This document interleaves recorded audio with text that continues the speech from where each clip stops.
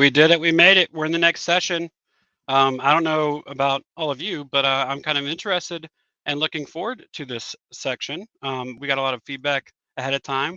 Some of you you're curious about the topic. I think it's something to do with compensation, right? Kind of why we do what we do and what it's all about.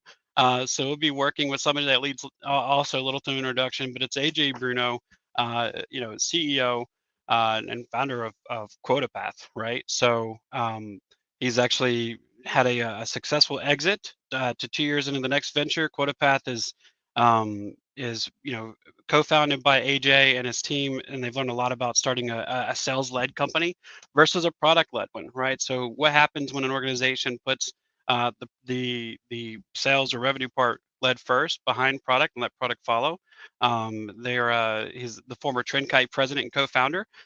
Created a competitor in an industry that he was already familiar with, and so with QuotaPath, there's nothing quite like it out there. It's being built from a pain point that AJ himself and many of you out there have only experienced as a customer. So with no further ado, I'll bring AJ on, let him talk to us a little bit more about QuotaPath, but more importantly, we'll talk about SDR compensation.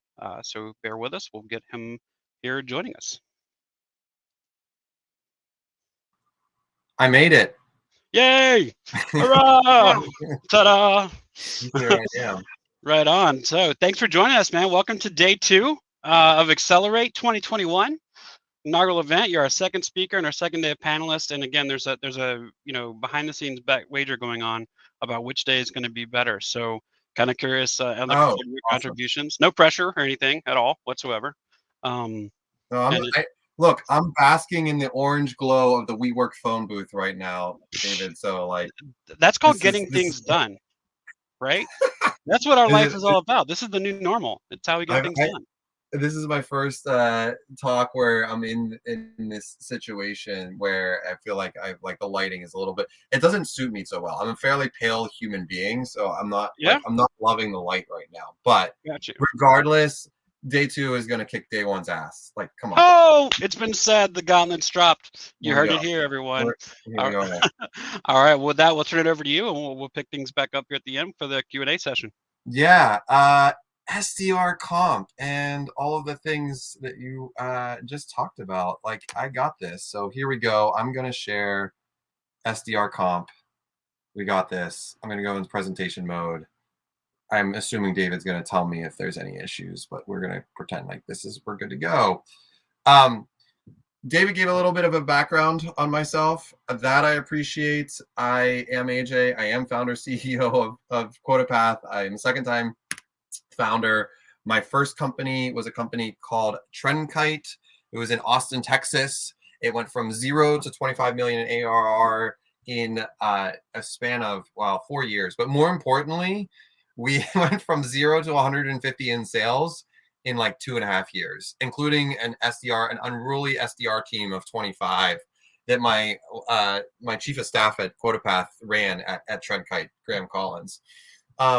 So comp's a hot button topic. It's one of those things. It's a little bit of a challenge. The quick story that I'll tell here while this is presenting is that I would go through this period where I'd have a rep come up to me at the end of the quarter, pull up their screen, show me their Excel file of their comp, and say, AJ, you done screwed up again. And then they'd be like, what? What do you mean? Like, you paid me incorrectly again. And we had this happen multiple times, and it was so frustrating. So at the end of my twilight years at Trendkite, year 5, year 6, I blew up the whole comp model and started building career paths. We'll get into some of this from an SDR standpoint, and started to really think about the metrics that make comp run. It ultimately led to founding a company and saying, this is so screwed up. I just got to fix this for everyone. All of you people out there that have this issue, you got to fix this. So we did. And without further ado, I want to talk a little bit and give some background on SDR comp, because that is the topic at hand. That's what you're all interested in. Let's talk about table setting. How do you get paid? Control versus benefit. You have all been there where as an SDR, you feel like, well, shit, this AE is totally screwing the pooch with my with my deal right now, I'm not going to make anything from it. You have very, very little control over what happens to your own commission. Likewise, I have been there as the VP of sales, founder, president, being like, my God, all of these demos that are being passed absolutely suck. This is garbage. What is going on? So this screen probably makes a little bit more sense after that. As as on the company, I have very little control of the demos. If you're being comped off of demos, send it all over. Check off the box in Salesforce field to make your $50. Go for it. But on the other side of it, you might be working with a rep that's on a performance plan, that's on a PIP, and like this deal's never going to close. It's getting pushed, and you're just like on the call shaking your head. Not going to happen. So there is a happy medium, my friends, but there is a time and a place where this qualified ops comes into play. Ultimately, for all of these, and not just qualified ops, definitions, so important. So the first thing you want to start with in this is the definitions of each one of these, and the definition of qualified opportunity here, so important. All right, gotcha. I hear you, AJ. Definitions are important. What does that mean? Well, here's a slide with a whole bunch of writing, and there's some more slides coming with writing. But you all know what a demo is. You know what this is. But for an SDR team to be using demos to be like as the gate, this is fairly early in the company's life cycle. I'll give you an example. QuotaPath, like day one, we're launching the product. If someone's on the phone talking to someone, I'm ecstatic. I'm so happy. Of course. So like, yes, give me all the demos. I don't care if it's your Aunt Susie that's over in like Europe right now. She wants to talk about my company. I will happily talk about it. So that control factor for the company when you're first starting, you will talk to everyone. Why? Because you're still building the product. You're still trying to figure out product market fit. You're still trying to understand who your ideal customer profile is, who your high expectation customers. You don't know shit about shit. And so having your SDRs like really gated on what they're doing doesn't make any sense. When do you not want to do this? Well, if you have an overwhelming number of inbound demos, oh my goodness, I have so many demos. You're getting on demos and you're being like an order taker and demos is what you're paying off of, not going to work. Ideas around setting these targets, you want to make sure it's just like very clear. Like you have this, you set the target revenue per month and then you kind of work backwards on the demo conversions, right? So let's say it's $40,000.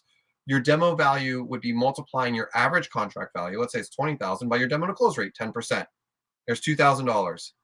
That's your demo value. Every demo is worth $2,000. Pretty straightforward. I hope this is all connecting very well. You take that number, you divide the target revenue by the demo value. So 40 divided by 2, 20 demos per month. That's it.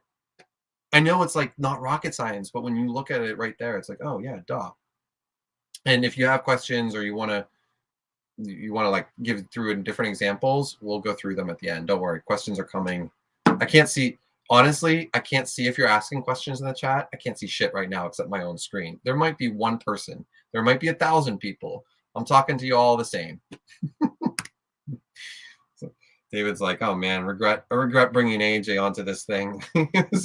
Another screen with a whole bunch of shit. Okay, so qualified opportunities. SDRs comped off of the number of opportunities they generate. That quality bar is so important.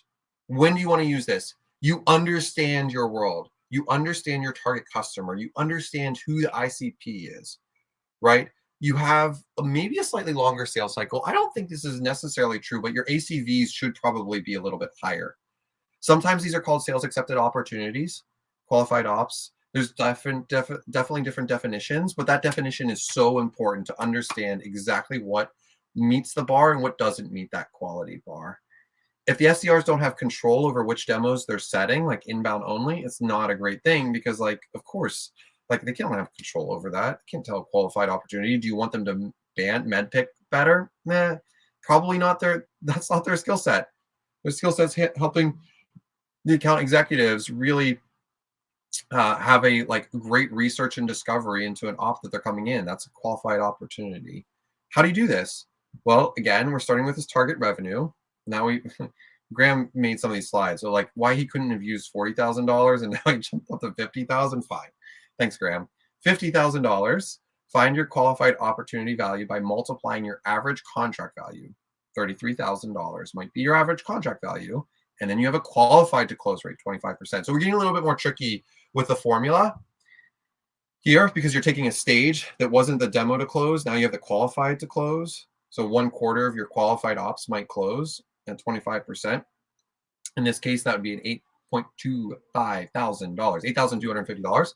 You divide the target revenue by the qualified opportunity value. So doing all that math, 50 divided by 8.25, 6 qualified ops per month. Again, you all are like, oh, this actually makes sense. And now you're doing all the math on your own comp plans and you're like, oh shit, this doesn't make sense. No, maybe it does. I hope it does. I hope you're all like A+. My company is fantastic at doing this. Finally, the vaunted revenue generated. Everyone wants to be comped on and earn commissions off of revenue. Maybe not. Maybe not. When do you want to use it? Well, if you're integral to the closing deal and you have a short sales cycle, so meaning that you can see, this is less than 7 days, meaning you can see light at the end of the tunnel. This isn't always true, but if you think about it from an enterprise level, if I'm an SDR and I'm like, okay, what's my sales cycle? 12 months. Great. So I'm an SDR day one. I'm crushing it at my job and doing really well on like qualified opportunities. Do you think by month 12 I'm still an SDR? No, probably not. So like then I got confusing because I have that commission that's still owed for me. If I'm doing really well, I'm going to probably get promoted. And we'll talk about promotions here. You don't want to do this when there's a long sales cycle, but again, that's kind of maybe true. I would say like there's probably half the time we see this, half the time we don't. And if the SDRs aren't involved in the sales cycle, it sucks because then as a company, you're just giving commission away where like they're not even really doing anything to that. How do you set this one? You decide on the quota to OTE multiplier for your reps. So this 8x, we actually, if I get time, I'll actually show you what the quota to OTE ratio looks like we brought. This means that like if I have a $100,000 OTE, then I have an $800,000 quota as an AE. So just like that was the 8x right there. So you take that OTE, that quota to OTE, multiply for your reps, 8x, and multiply their on-target earnings by that number, and then divide by quota period, monthly quota. Like, this is a little bit more confusing, but basically, if I had an $80,000 OTE and an 8x, $640,000 would be like the total target for the year, or quarterly, $160K.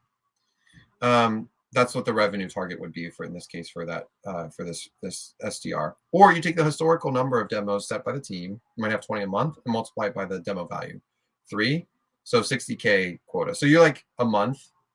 So you basically can do math slightly differently. Again, might be a little bit confusing, might be some questions that we can save near the end of this. All right, combining two factors. Oh my goodness. What if you combine revenue and qualified opportunities? How do you do it then? Well, here we go. We'll tell you. The most common plans do this. Maybe all 3. I would say that that's not great. It's not good at all. You can't, I mean, having like the activity piece of it and the qualified ops and the revenue, it's a lot to take in. You're an SDR, you're just trying to get your legs under. You're trying to figure some shit out. So like, that sounds pretty complicated. By the way, I will say this, and this is why this is going to make day 2 really great. SDR is the hardest role in an entire organization. Not just sales, not CS, not AM, not marketing. Every fucking job. David, sorry if I'm not allowed to swear on this. Now, every job in the company, SDR has the hardest role by far. And I will freely admit that. We don't have any SDRs at QuotaPath, so no, not yet. We will next year. We don't have any SDRs yet. When do you want to combine two factors? Quality and quantity. So if I go back to this slide of it, you're like, maybe, come on, here we go. Maybe you're along the journey. Maybe you're like, we know what a qualified op looks like, and now we're really focused on revenue. So you're like further down this journey. You're like hanging out in this area. Or maybe you're like still figuring out qualified ops, but you want to continue like comping off of demos. So you have basically you have 3 quarters, 1 quarter here, and then all here. And then as the company scales, Series B, Series C, you might have 1 quarter here, Well, actually, you wouldn't do that. 3 quarters here, 1 quarter here to revenue. Just made that up. I don't know if these slides disagreeing with me somewhere. Oh, probably not. No, they don't disagree. They're good. So you want SDRs ultimately to have control. So the stage of the life cycle of the company has to match what the SDR is doing. How do you set these targets? Combination. I kind of just went over it. You like figure out what is the most important metric of those 3, and you tie to that what might be part of the variable or the OT comp. Example, SDR is getting paid $500 for qualified opportunity that they generate, and they get 2.5%. That's a pretty good plan. Damn, I wish I had that plan. When I started sales back in my day, they didn't have SDRs. SDRs weren't a thing back in 2007, 2008. So we did everything. We prospected, cold call. We weren't allowed to prospect during calling hours either. Might be why my old company just had a massive class action lawsuit to the tune of $200 million against them. I didn't get any money. I hadn't worked for them since 2009, but you can all do your own research and look up who that was. Oops.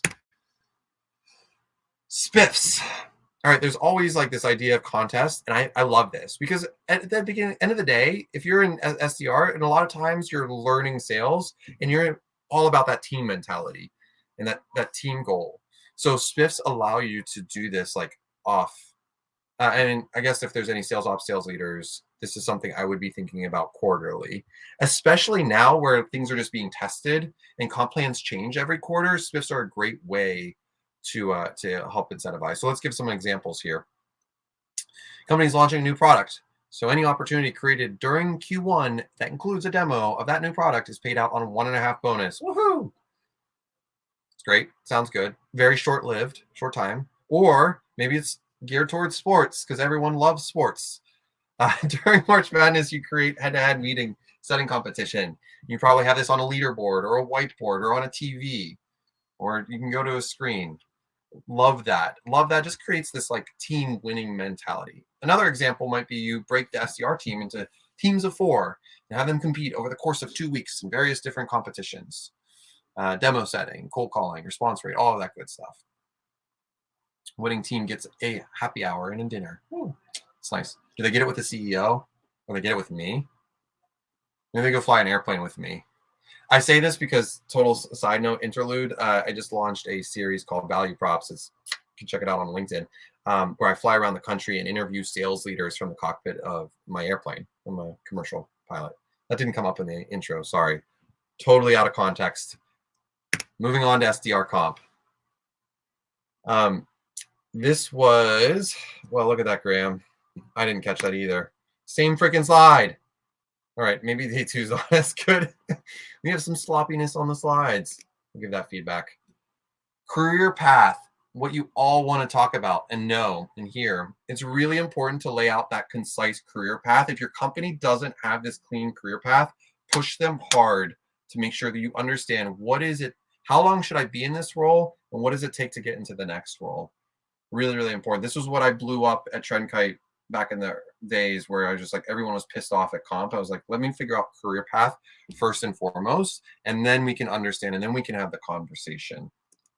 So that was, thank you. I'm going to leave it on this slide while I exit out of full screen and come back to you. Praying that internet held up, that I'm still on the screen, that it's still being recorded. It would be bad. It would be a tough situation. There we go. Stop sharing there. And now we're going to come back because I flew through that. David, can you hear me? No, you're taking a call right now. No, I'm back. I'm back on with AJ now. I'll let him know. Yeah, I'm sorry, HR. I'm sorry. Oh. My HR department wanted me to let you know that that was not cool, man. I'm just kidding, bro. It was totally fine. It was totally fine, man. We're out playing here. We're having fun. You're keeping it real, which is authentic, which is what we want. And our messaging is all about it. So, right, and what we teach, what we train, what we preach, it's be authentic, be real, be genuine. So this is who we are. Basking in the orange glow of realness right now. Yeah, man. That's what it's all about, right? And this whole new normal, right? Like gone are the days of these. Well, tell HR to fuck off, man. Sorry. Yeah, I won't do that. My HR is freaking amazing, the whole team. do. I'm But totally kidding. I was a little succession. That was the Succession, Logan Ray and me that just pulled that. yeah. It's all good, man. No worries. So we did get some questions come in, so we're gonna tee those up for you, and then let you tackle them. We'll put them on screen, and then save some time at the end All for transition. So right. one question I really do like, actually, was the first one that came up. Is you said that you said accept all demo invitations. How do you handle one-seaters, right? What do you do with bandwidth for addressing one-seaters, So transactional I mean, stuff? this goes back to the where you are in a stage of company. If there's one seaters that are coming up, I'm expecting the company to be earlier stage because like you probably have a process to gate that out in pricing packaging if you're further Mm. down. So the one seater comes in and you're like, oh, I don't want to take this. Sounds terrible. Like let me give this to David. Like he can handle this. He should get this bonus, right? That's what they say too. This is like, How do you know? you know, but there's an opportunity in every conversation. And so you as an SDR can look and you're going to do all the research and discovery and you're going to find out a little bit about that person. But use it as a networking opportunity. Who does that person know? Like, what are the other opportunities for them? The worst is where they come in. Like we had this situation where I won't call out the exact name. It was a city in Texas. So you can pick any city. We'll call it Houston. It was Houston Cruises came in, signed up, one seat, signed up, wanted to expand, and was like freaking out on our intercom, like, oh my gosh, how do I fix this? And I'm like, oh, all right. Well, they figured out that they wanted to use us as a CRM, and we're not a CRM. We're a commission. We're compensation. Right. It's in our name. I don't know how that got screwed up. But I, at some point, I was even on an intercom with this person because I was like, what the hell do they really want? And I had ended up having a great conversation about their business. So me, as the CEO, playing SDR, and you can ask anyone in my company, I am the best SDR at QuotaPath. Best SDR right here, right here. I'm going to ask. I'll ask You can Graham. ask. The one-seaters, like, find something in the conversation. Don't go to your manager or boss or whatever and complain, because here's what you can do. You have a great conversation. Maybe it's awful. You figured something out about it. Take that feedback. Be part of the solution, not part of the problem.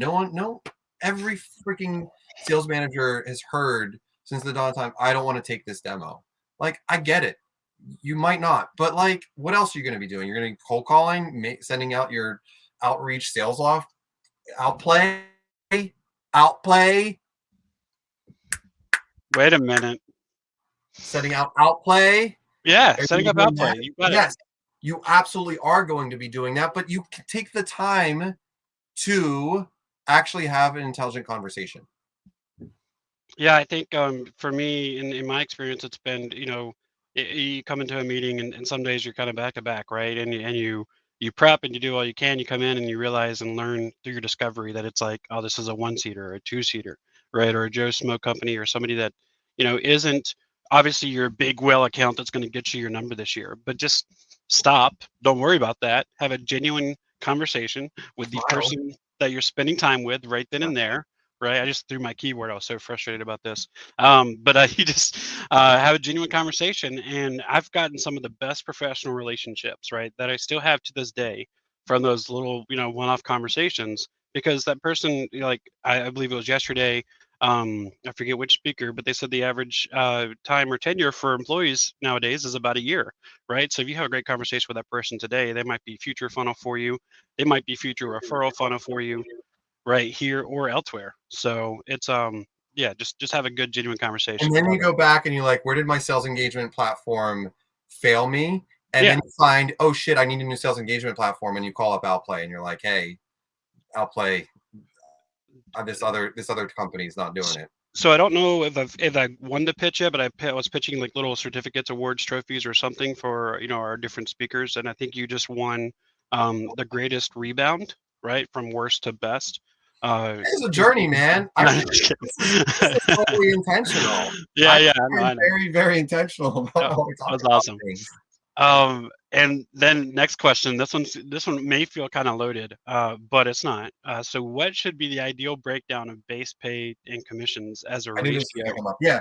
Yeah, this was I actually asked Graham, I was like, Graham, why do we not have the research on like comp play breakdown? And he's like, well, there's it's a little controversial. It's like It's a hot button topic. I'm like, that's what the people want. They want to know how much they should actually get paid. That's why everyone came. They're like, Yeah. AJ, you didn't tell me how much you're actually getting paid. Comp's gone up for sure. Don't get me wrong. I had it in that last screen on career pathing. We're typically seeing it go from like, it's a 50-50 split. So we are seeing that.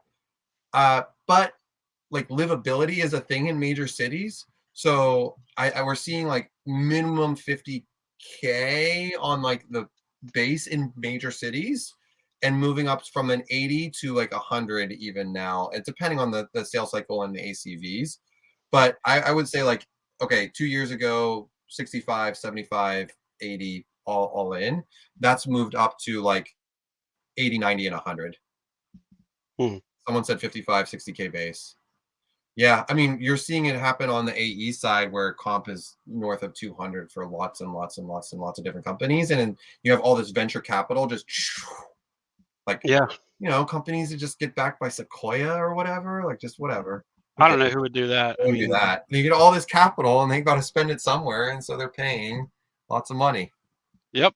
No, absolutely. So, I think, conceptually as a ratio, there's also some other factors that apply in terms of like globally and global cultures, right? And or, different industries as well. So it varies by industry, varies by geography, varies by Yeah, culture.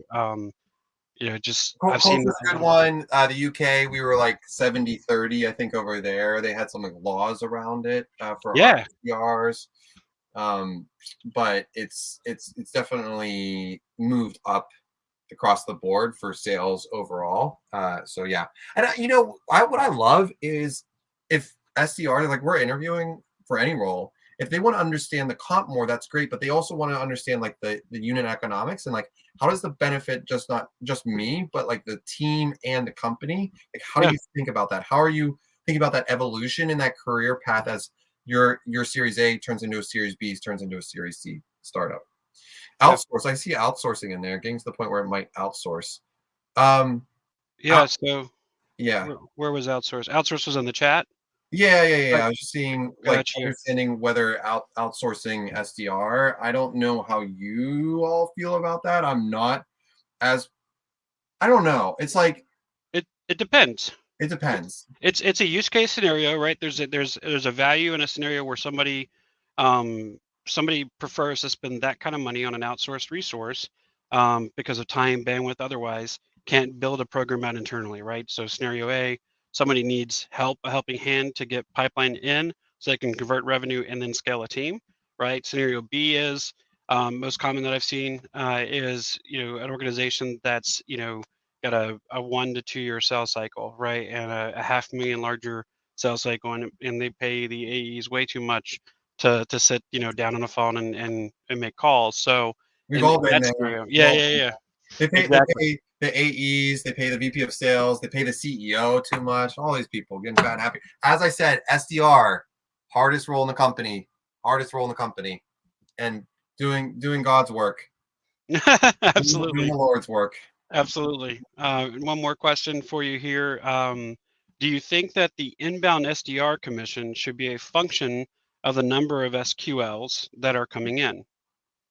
Yeah, because we're working middle of the funnel, right? Like you're an inbound SDR. I think there's some level to be said on some level of qualification that's coming in, but also just the transition and the handoff. I actually love the idea of like how prepped the SDR has like prepped the op to the AE. Like there's just something there. I know we didn't really talk about that in the Yeah, activities, but discovery is the most important part of a sales process. And so like to not have something that just signals that if this is the most important part, then we're going to comp you off of it. It's just kind of like a duh, right? yeah, The SAO, sales qualified lead, whatever you want to call it, yeah. has some informing of that for sure. But the prep work, man, I've seen some SDRs that have like just knocked it out of the park. Absolutely. And I like also that, one of my key takeaways from what you've been talking about today is that it's not just about the plan. You can have and build the perfect plan and platform to deliver and implement a comp plan, but if you don't have the fundamentals in terms of career path for the teams, they can see the intangibles and the future state. and can plan a career and see themselves in the future state with your company, then it doesn't matter what kind of comp plan you have, more or less. I'm paraphrasing, but is that more or less what you're saying, right? You're like, let me do this first. No, dude, I can't even do a plan until that's done. until So, until you've got this under control, don't even think about it. right, right. Gotcha. So checking again in the chat here for additional questions. I can just talk succession all day long if that's what that's where we want to go. So, Actually, I'm not caught up on the most recent episodes of Succession, so no spoilers in the chat, please. okay, yes, yeah, no spoilers. That's okay. Yesterday's version of Accelerate was sponsored by Netflix, it appeared, Oh um, yeah, based on their references throughout the day. So maybe we'll just continue that sponsorship yeah. here today. HBO today. You got the HBO spot. HBO. Yeah. Right, right, right. So any other like comp plan key takeaways, like speaking to SDRs here in the room, right? Like, Understand your plan. Just that's at the end of the day, like you need to understand your plan. It's such a shame that sales gets a bad rap of like they don't understand how they're selling or what they're selling. That's not true. And I think that starts at the SDR level. Like just understand how you're getting paid and why you're getting paid, and learn from the best. Go and make sure you're like the top producer, top seller, top OTE maker in the SDR, and they could have been the best SDR to last year, and now they're an AE. But like, right, go talk to them. Go figure out where did they like think through? How did their comp plan change? You want to understand the evolution there as well. So understand like what are the mechanisms? Maybe like that person just crushed it and they closed a loophole for your SDR. So that person like, oh shit, she just absolutely knocked it out of the park, and now she screwed it all for all the other SDRs can't do what she did. But it's okay. Learn. yeah. Well, I also think that you touched on this in your presentation, but comp plans should be aligned to the outcomes, business outcomes that you want of the team and resources, right? Like, period. You got to align it to that. If it's like intangible, or if it's Full stop. yeah, Yep. if Full it's stop. Exactly. got it. Enough said. All right, cool. What we'll do then, let's see. Let me double check. Oh, we got another question. What does the transition from SDR to AE look like in a remote sales world? Just kind of a little more abstract, bigger picture thinking. Yeah. I think that's like, say, what does the promotion track in sales look like in a remote world is like even bigger picture on that. I think Oh, like for sure. talking specifically SDR to AE, uh, I don't think that there is so many fundamental changes. What I would expect to have happen is that in a career path, in like a normal world, there's a career path, right? But like getting more involved with the sales world. So you might go to a pipe review, like an AE pipe review. Right. You're already in AE pipe reviews, that's fine. But I think you're getting outside your comfort zone by exploring the company internally a little bit more and learning more about it. So you can't do that as easily as like just I'm going to show up to this conference room at this time and I'm just going to be here. Right. So it's like talking to managers or directors that are responsible for your career. That's step one, that transition. But the actual transition and the onboarding piece of it, I think it's that has slowly taken shape with lots of different curriculums, and I like don't want to call out specific communities because I'm not sure Right. Right. Right. not Right. sure how Right. you all interact with them, but like there's lots of communities out there that have enterprise go-to-market schools that have like curriculum. I like love that reps are becoming more and more empowered to do that. I mean, for QuotaPath, like one of the things that we have is a freemium part of our app that if an SDR wants to track their comp and their commission, they can do that. If you're taking a proactive approach, that will show. So these transitions are now happening with like learning and development outside of your internal company because we're in more of a remote world. Right. And it has to. It has to evolve, Yeah, which has been kind of a part of the theme of Accelerate it is into the theme for sure. Yeah. absolutely. All right. Well, what we'll do then is, if you're good with it, we'll wrap this up. Mark that as I one. speak so fast that I had twice the content in that 30 minutes that you That typically was no, it was impressive. That's why Absolutely. day two just And crushes day what one. what what I appreciate is you spoke so emphatically, right? What I learned about profanity a long time ago from my wife, former English teacher, is that expletives or profanity is just a way to speak more emphatically, right? If you want to emphasize a point, You're right? If you want it to clear. be emotional, then it's okay, right? So it's not as taboo if you have the right perspective on. So what the you're user. saying, you all watch this, you all fucking get SDR comp. Get it. Hell yeah, that's what I'll say. They're gonna have to bleep that out later, but Okay, whatever. it's all good. All right, AJ, man, thank you so David, freaking much. thank you. Appreciate it. Thank you. We're there. Day 2 is looking a little better in terms of in the running for the wagers. So appreciate your contributions to that. All the rest of you here, I'll be sharing a poll again as per is the custom here now, and we'll give you some time to review that. But also welcome and encourage to jump into the lobby and join our booth. We again, to my knowledge, still have some live presenters there as well, ready to interact and engage with you to see if you have answers to this question. All right. We'll see you, AJ. See you, David. Thanks for having me. Absolutely. I know he heard me, just so y'all know. I didn't cut him off.